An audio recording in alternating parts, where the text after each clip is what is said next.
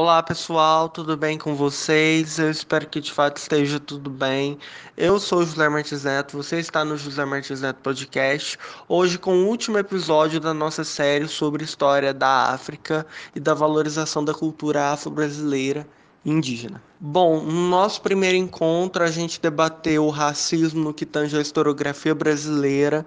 No nosso segundo encontro a gente falou de currículo e no nosso terceiro encontro a gente falou das leis que garantem o ensino da cultura afro-brasileira nas escolas. De forma que, se você se interessa diretamente por esses assuntos, é estudante, gosta de temas relacionados à história da cultura afro-brasileira e indígena e luta por uma educação antirracista, eu convido você a ver os nossos outros episódios, tá certo? Porque aqui a gente vai tratar de história da cultura afro-brasileira e indígena e sobre o ensino de história da África nas escolas, mantendo sempre esse mesmo tom. Então vocês já sabem, quem está acompanhando já sabe, todo comentário é bem-vindo. Eu gosto muito quando vocês participem e ajudem a enriquecer o trabalho. Dito isso, então vamos para o nosso debate educacional de hoje, lembrando que o artigo está na descrição. Hoje trazendo o texto Reflexos do Racismo Estrutural na Educação, a cultura escolar como reprodutora simbólica de concepções sociais para trajetórias desiguais dos negros. Sendo esse texto aí de autoria da professora Marlúcia Aparecida dos Santos Cordeiro. Bom, então uma vez que a gente já evidenciou qual artigo que a gente vai tratar, evidenciou que a biografia dele vai estar na descrição, vamos à biografia da professora. A professora Marlúcia Aparecida dos Santos Cordeiro é docente da Universidade do Estado da Bahia e preside o Departamento de História e Ciências Humanas, que é o quinto campus da Universidade do Estado da Bahia, localizado na cidade de Santo Antônio de Jesus. Além disso, ela é mestra em Educação e Contemporaneidade, graduada em História Bacharelado, Pedagogia e Direito. Ou seja, ela, assim como todos os outros autores que eu trouxe aqui para a gente discutir, é uma pessoa que possui uma relativa formação acadêmica e um domínio do tema. Sendo esse artigo que eu trouxe hoje muito importante porque ele vai sintetizar todas as nossas ideias que a gente teve nos nossos encontros anteriores. Por quê? Porque ele vai falar do dia a dia das escolas. Bom, pontuando sobre o dia a dia das escolas, mas também ressaltando em quais situações essa escola vai funcionar como uma instituição reprodutora do racismo estrutural. Desse modo, ter ciência que em muitos momentos a escola acaba funcionando como uma instituição que reproduz o racismo estrutural, saber disso é essencial, porque apenas sabendo disso a gente pode corrigir nesses momentos. Por exemplo, ela vai abordar o bullying e vários outros assuntos que estão presentes no dia a dia do professor, ensinando como lutar efetivamente por uma educação antirracista e que valorize a cultura afro-brasileira e indígena. Bom, então, tendo em vista que o texto da professora Santos Cordeiro vai lutar efetivamente por uma pedagogia antirracista, um dos primeiros paradigmas quebrados pela autora é sobre o mito da democracia racial no Brasil, né? Bom, a gente já debateu isso aqui no primeiro texto, que é o texto do Kabengele Munanga, né, sobre quebrando esse mito aí das harmonias de raça, porque esse mito da harmonia de raças ele vai colaborar para a invisibilização de uma educação que valorize a história da África. Ou seja, esse mito aí da democracia racial, harmonia de raças, né, ele vem muito de uma concepção liberal. Porque essa leitura mal feita do liberalismo, essa leitura ultraliberal, ela acaba propagando um racismo velado, porque não existe referências negras, referências identitárias, né, na educação. Ou seja, esse mito contribui para a invisibilização dos problemas reais, ou seja, ele é a própria negação da existência do racismo. Bom, pessoal, o primeiro ponto que a autora vai abordar é que quando as disciplinas de humanas, história, sociologia e filosofia se negam a debater o racismo, ou seja, quando esse debate é negligenciado por essas ciências contribuem para que a hierarquia social se mantenha do mesmo jeito, uma hierarquia desigual que corrobora em uma trajetória escolar desigual entre negros e brancos e entre ricos e pobres. Então, quando não se tem esse debate, quando não se tem uma pedagogia antirracista, se sufoca a cultura, se demoniza os cultos religiosos de matriz africana,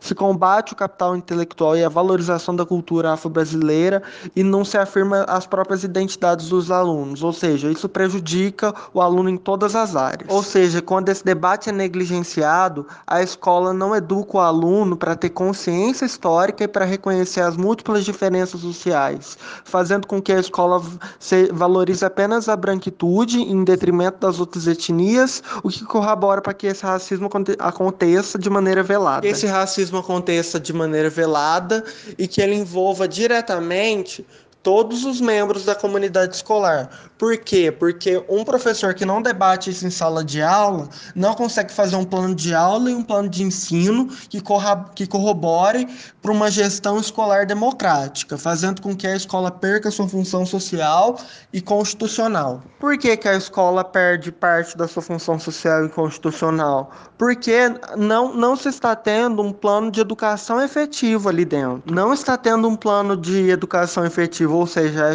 a escola ela não está servindo ao Estado que determina que racismo é crime, não está cumprindo as leis que obrigam o ensino de história da África nas escolas e, juntamente com isso, não está atendendo às demandas da comunidade. Então, pessoal, por mais que eu tenha citado assim majoritariamente as disciplinas ligadas ao campo das ciências humanas, todo professor da escola precisa lutar por uma educação antirracista. É obrigação de todos nós, depende de nós. Então, não importa se você leciona matemática, química ou física, é a nossa obrigação social debater esses temas e fazer com que esses temas estejam presentes em toda a comunidade escolar, seja no projeto político-pedagógico, na nossa discussão com a comunidade, ou seja, na sala de aula. E, novamente, eu chamo a atenção dos professores, dos gestores escolares, dos pedagogos, dos secretários, dos funcionários, porque todos os membros da comunidade escolar, principalmente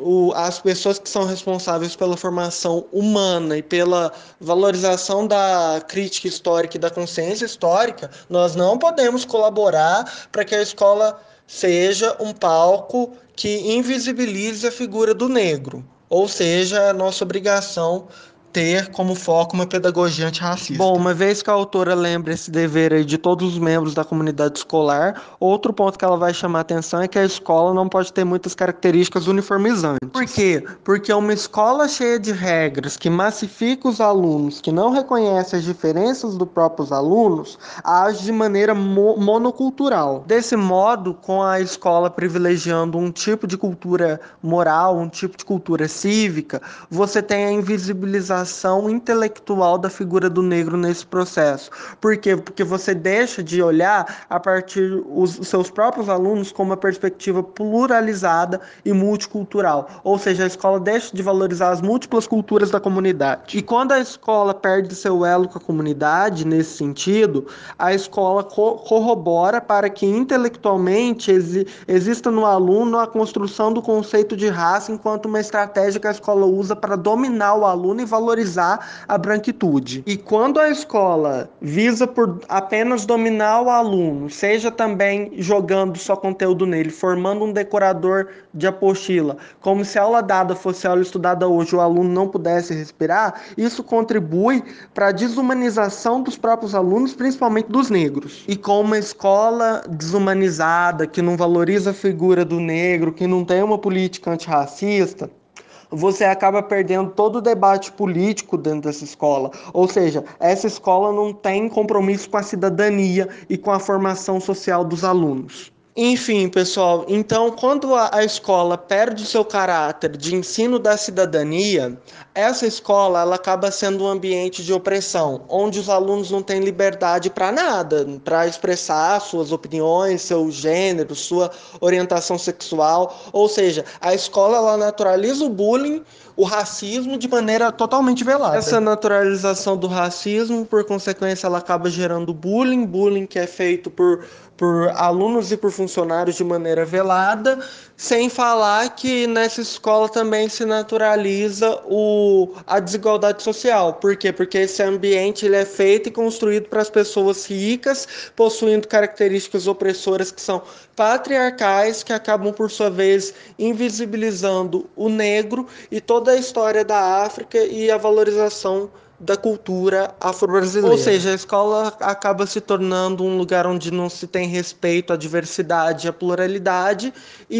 enfim, e por justamente naturalizar a desigualdade social, essa escola acaba atraindo e ensinando, sendo voltada apenas para os alunos mais ricos, em detrimento dos mais pobres. Ou seja, a escola não tem função social nenhuma. E outro ponto que a autora chama atenção, e que eu vou deixar um vídeo aí na descrição, porque eu quero explicar com mais detalhes, é sobre a questão da meritocracia, porque a meritocracia ela acaba tendo papel, as escolas que são muito meritocráticas acabam tendo o papel de mascarar as desigualdades sociais, porque não conseguem enxergar algo apenas fora da nota e fora do mérito do aluno. Desse modo, quando a escola só visa critérios somativos e meritocráticos, a escola também invisibiliza as múltiplas desigualdades e as múltiplas diferenças sociais. Ou seja, o aluno se torna um número, o aluno se torna a nota que ele vai tirar. Bom, então uma vez que a gente entende que a autora faz a crítica à meritocracia, dizendo que ela mascara as desigualdades sociais, agora eu vou explicar com mais detalhes sobre a meritocracia, tá certo? A meritocracia, analisando ainda partindo do ambiente escolar, ela é um problema porque ela cria no ambiente escolar uma cultura de que existem ali dentro os alunos perdedores e vencedores. Ou seja, a meritocracia levada a ferro e fogo mascara e normaliza não só o racismo, mas também a desigualdade social. Ou seja, a meritocracia, ela não enxerga que no Brasil existem dados concretos da desigualdade e do racismo. E por que ela normaliza isso? Porque ela não consegue entender o que a gente entendeu no nosso primeiro encontro através da interpretação do texto do Kabengele Munanga, que a desigualdade social e racial no Brasil ela é uma coisa estrutural. E além de não conseguir entender isso, a meritocracia, uma vez que ela cria um cenário onde existem alunos perdedores e vencedores, além de negligenciar o debate e a cultura afro-brasileira indígena, a meritocracia joga um aluno contra o outro, é uma competição eterna.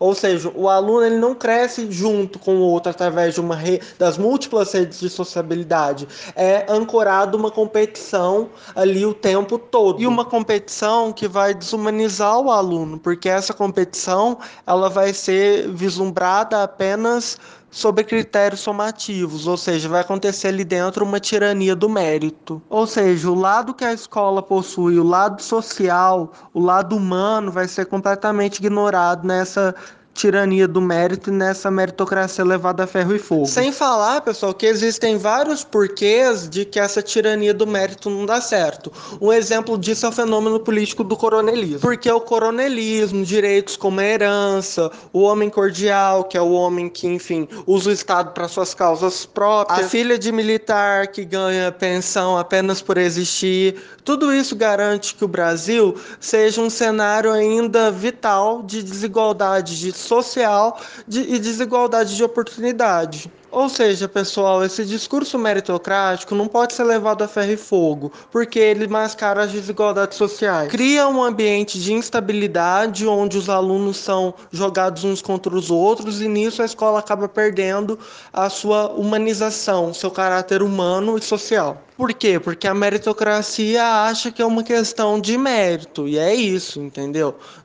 A meritocracia, conforme a gente viu no texto do Kabengele, e eu vou repetir isso, ela não consegue enxergar o lado humano e o lado social. Ela só olha o aspecto do mérito. Ou seja, muitas vezes a meritocracia vai ter uma interpretação muito simplista das coisas, importando apenas o mérito. E não é o que a gente pode praticar no ambiente escolar, porque valorizando só o mérito, a gente ignora a questão social. E uma vez que a gente ignora a questão social, fica impossível combater o racismo no ambiente escolar e fica impossível valorizar a cultura afro-brasileira e indígena. Sem falar que os temas no que se referem à história da África acabam negligenciados, porque não há uma pedagogia pedagogia antirracista. Então, uma vez entendido aí as questões que a autora trouxe, uma vez entendido essa questão da meritocracia que eu trouxe, eu vou deixar vídeo sobre isso na descrição. E eu gostaria de agradecer muito a todos vocês. Gostaria de agradecer a todos vocês, em especial ao professor Marcos Sorrilha Pinheiro da Unesp de Franca, porque foi ele o responsável,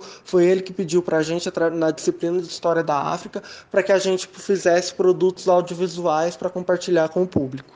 Foi por meio dele que nasceu esse nosso debate educacional aqui, que foi feito com muito carinho e com muito amor para vocês, porque eu acredito em uma educação antirracista e eu acredito que a única forma da gente conseguir mudar a nossa realidade na prática é por meio da educação. Então, muito obrigado a todos. Eu espero que você tenha aprendido alguma coisa. Eu espero que enfim, esses 4 episódios sirvam para propagar uma educação antirracista.